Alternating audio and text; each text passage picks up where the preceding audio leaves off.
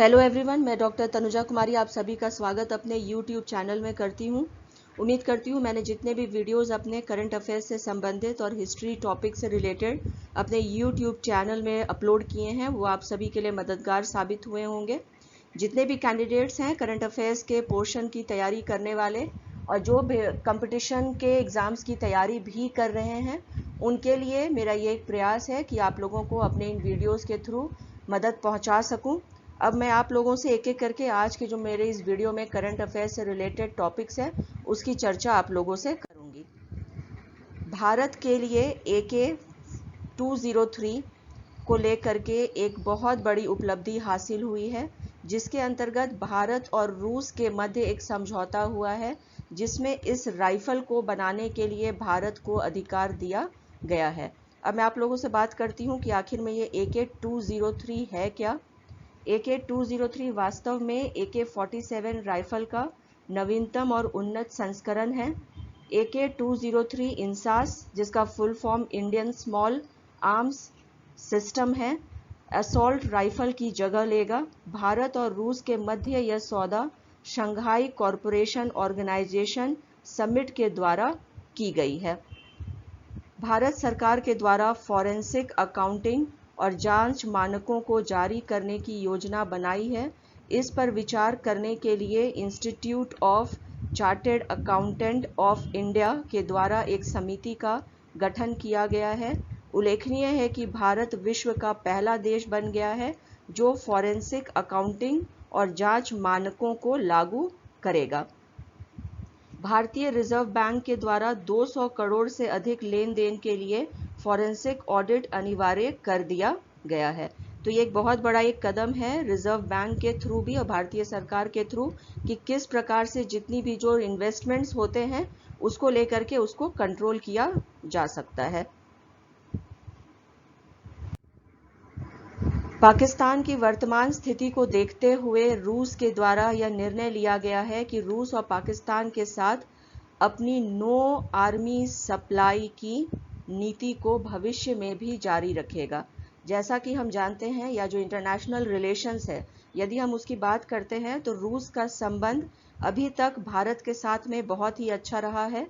रूस का कभी भी झुकाव हम लोगों को पाकिस्तान की तरफ देखने को नहीं मिला है और अपने ही इंटरनेशनल पॉलिसी पर चलते हुए रूस ने जो है वो अपने इस नीति को आगे बढ़ाते हुए पाकिस्तान के साथ में नो आर्मी सप्लाई की नीति का संस्मरण यहाँ पे कर रहा है या इसे आगे बढ़ाने का कार्य कर रहा है। भारत में उत्तर प्रदेश पहला ऐसा राज्य है जिसमें अपने राज्य में चीनी कंपनियों के द्वारा सीधे टेंडर डालने पर प्रतिबंध लगा दिया गया है। ये अभी जितने भी हैं स्टूडेंट्स जो कंपटीशन की तैयारी कर रहे हैं उन्हें ये ज़रूर मालूम होगा या इसकी जानकारी ज़रूर रख रहे होंगे कि भारत और चीन के संबंध अभी बहुत अच्छे नहीं हैं और जितने भी इन्वेस्टमेंट्स इसके पहले चीन के द्वारा भारत में होती थी उन पे एक प्रकार से ये कंट्रोलिंग फैक्टर जो है वो उत्तर प्रदेश के द्वारा लिया गया है कि जितने भी टेंडर्स जो हैं जो चीनी कंपनी के थ्रू यहाँ पे डाले जाएंगे तभी उनका यहाँ पे निवेश हो सकेगा।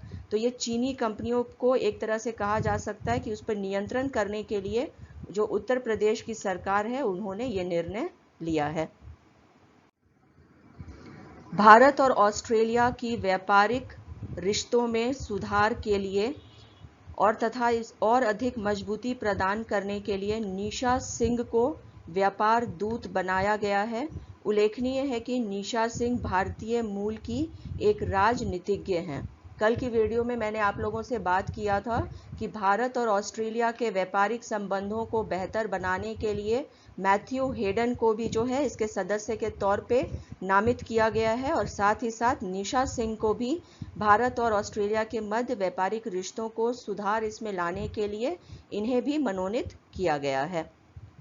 आंध्र प्रदेश राज्य में कुडप्पा जिले में की जा रही खुदाई में चोल युग से संबंधित एक दुर्लभ शिलालेख की प्राप्ति हुई है। हिस्ट्री के विषय में यदि हम बात करें तो ये जो है बहुत ज़्यादा निर्भर होता है सोर्सेज पे या जो लिखा जाता है हिस्ट्री, और उसमें से हमें ये देखने को मिलता है कि जो अवशेष प्राप्त होते हैं या उत्खनन से जितनी हमें जानकारी मिलती है वो आज भी भारत में कहीं ना कहीं इसकी जानकारी खुदाई के दौरान मिलती ही रहती है। तो यहाँ पे ये हिस्ट्री से रिलेटेड जो चोल साम्राज्य के संबंध में कुडप्पा जिले में जो हमें मिला है शिलालेख, ये कहीं ना कहीं चोल राजवंश के विषय में हम लोगों को और अधिक जानकारी देने का कार्य करेगा। उच्चतम न्यायालय के द्वारा महाकालेश्वर मंदिर में अवस्थित शिवलिंग पर भक्तों के द्वारा चरणामृत चढ़ाने पर रोक लगा दी गई है।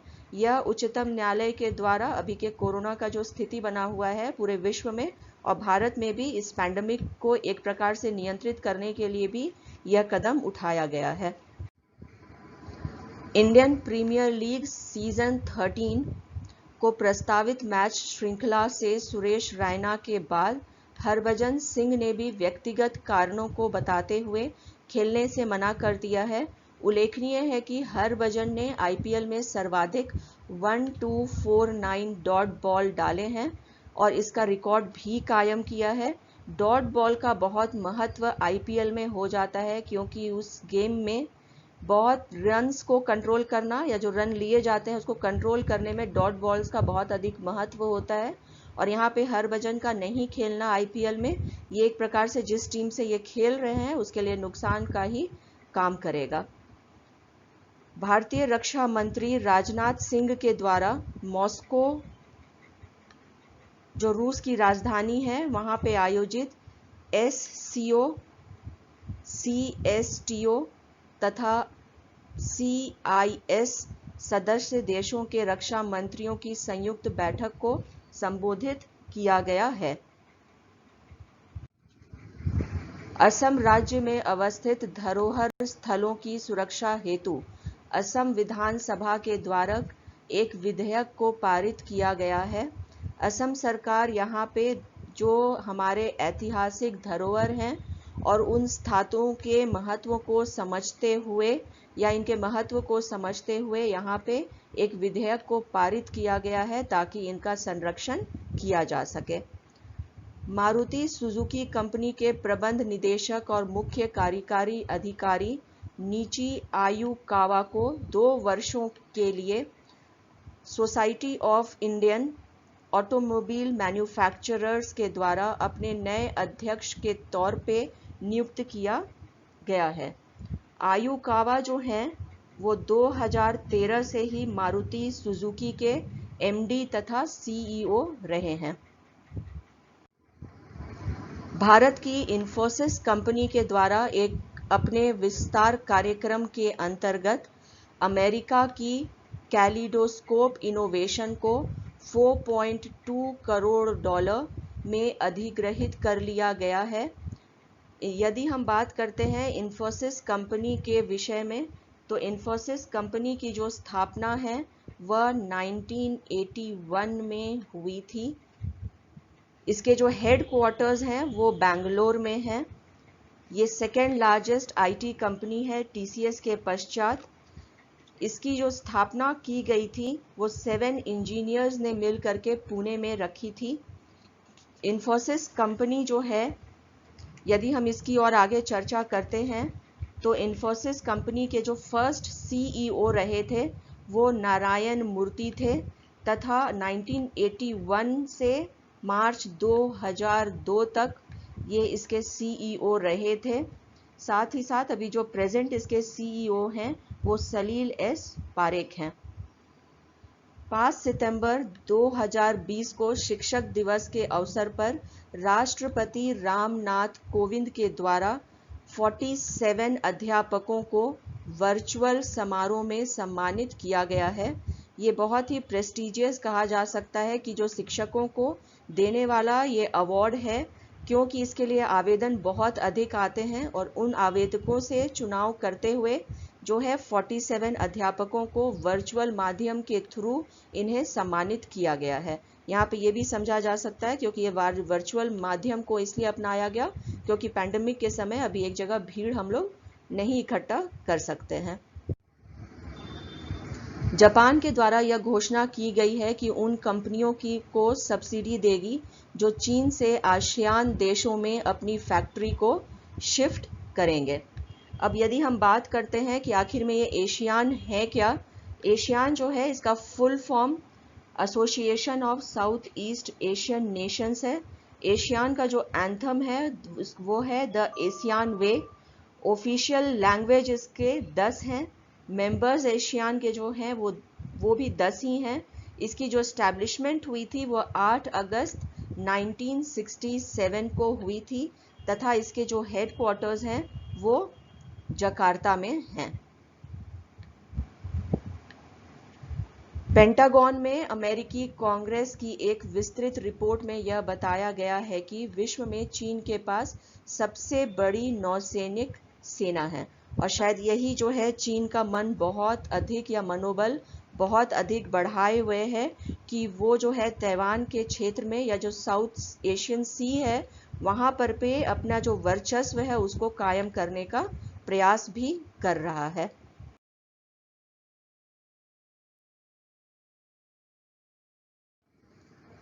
पंजाब और सिंध बैंक के द्वारा एस कृष्णन को प्रबंध निदेशक और मुख्य कार्यकारी अधिकारी के पद पर नियुक्त किया गया है। शंघाई सहयोग संगठन शासनाध्यक्ष परिषद के शिखर सम्मेलन का आयोजन 30 नवंबर को किया जाएगा। उल्लेखनीय है कि भारत इस शिखर सम्मेलन की मेजबानी कर रहा है। यदि हम बात करते हैं शंघाई सहयोग संगठन के विषय में तो ये जो है इसकी स्थापना 19 सितंबर 2003 को हुई थी तथा इसके जो सदस्य हैं वो कितने हैं, यदि इसकी बात की जाए तो इसके जो सदस्य हैं वो 8 हैं।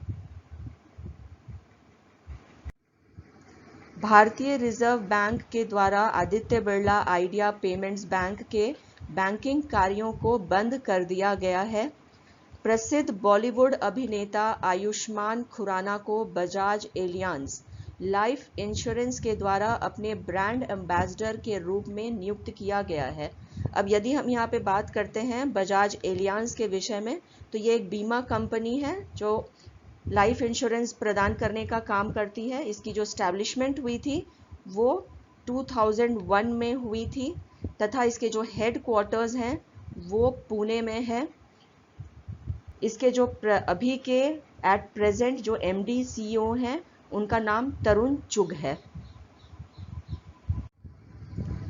राजकुमार श्रीवास्तव को क्रोएशिया गणराज्य में भारत के राजदूत के रूप में नियुक्त किया गया है। यदि हम क्रोएशिया के विषय में बात करते हैं तो जो क्रोएशिया की राजधानी है वो जाग्रेब है। इसकी जो करेंसी है उसे कूना कहा जाता है। इसके प्रधानमंत्री का नाम एड्रोज प्लेनकोविक है।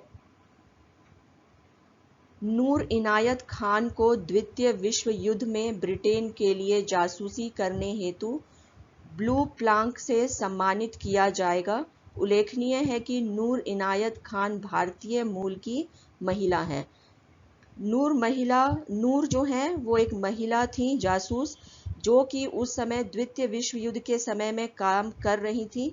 ये पकड़े जाने के बावजूद भी कितने भी प्रयास करने के बावजूद इनसे कोई भी जो है जितनी भी जानकारी वो इकट्ठा नहीं किया जा सका था और इसीलिए इनको सम्मानित किया जा रहा है ब्लू प्लंक से। इसी के साथ मैं अपने इस वीडियो को यहीं पे समाप्त करती हूँ। आप सभी से मेरा एक रिक्वेस्ट है कि अगर आप लोगों को मेरा ये वीडियो पसंद आया हो तो प्लीज़ मेरे इस वीडियो को मेरे चैनल को सब्सक्राइब करिए और लाइक करिए। इसी प्रकार जुड़े रहिए मेरे साथ। Stay connected with me. Thank you. Have a good day.